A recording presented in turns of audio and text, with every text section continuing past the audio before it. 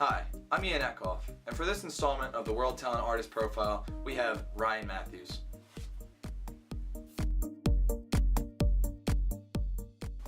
The first piece of music that I ever truly fell in love with was the Moonlight Sonata by Beethoven. And it really affected me. I was 7 years old and I listened to this hundreds of times, and I became so obsessed with it that I actually got a keyboard and started learning it one note at a time. I didn't know how to play or read music at all. That experience really sunk into the core of me, and now here I am 20 years later. When I sit down and write a piece, that emotion, that mood is always just bubbling right under the surface. I went to the Curtis Institute of Music to study classical trombone, and while I was there, I really started to feel like the instrument was great, but it was kind of limiting for where I saw myself.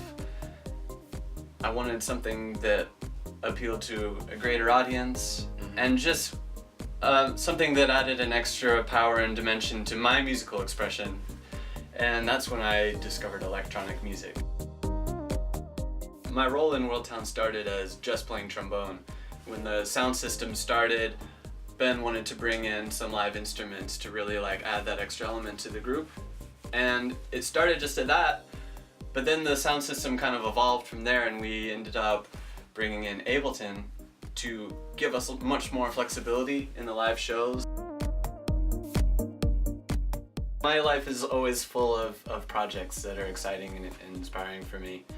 So obviously my project with Worldtown, but also another huge one for me right now is a production company that I'm starting, Coded Sounds, because I've been working with artists and ad agencies and making custom music for them for the last couple of years, and so now I'm turning into a real business with a staff of artists and real paperwork and all the whole thing.